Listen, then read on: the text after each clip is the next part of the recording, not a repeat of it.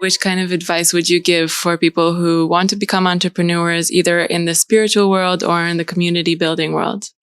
Yeah, I think a really important thing that a lot of people forget is that I think we tend to place the most limitations on ourselves, especially as an entrepreneur. You find yourself, it can be really difficult. It can be challenging, and it's not always the clearest path. But I think once you realize that you are the only one placing those limitations on yourself and preventing yourself from moving forward, then it opens this clear path for you.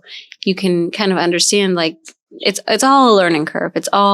There are no necessarily right or wrong ways to learn things. And there's no sense in, I feel like we get so caught up in kind of telling ourselves, I'm not old enough or smart enough or spiritual enough, or just doubting ourselves and all it is that we can create and manifest into our own lives. And we get so caught up in that we're just creating that resistance. We're creating that limit on ourselves.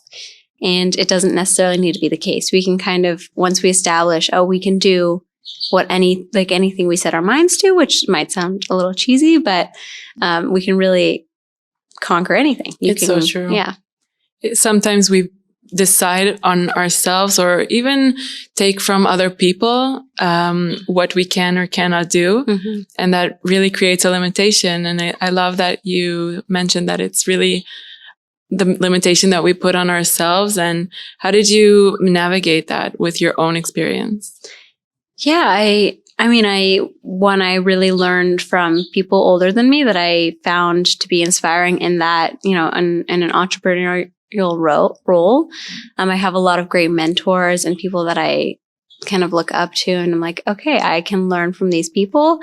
And then I realized if I looked back on all of the times that I had doubted myself and believed that I couldn't do something, that's never, at the end of the day, I always could do them. I always got through that period of time and something came from it. Whether or not it went as exactly as I planned, I always had learned something from it and gained some kind of, new strength, or I had just grown as a person and as a business person. And I think I really opened myself up to that learning and just accepting that not everything is always going to be perfect, and that's okay. Yeah. And if we don't try, we will never find out. Exactly.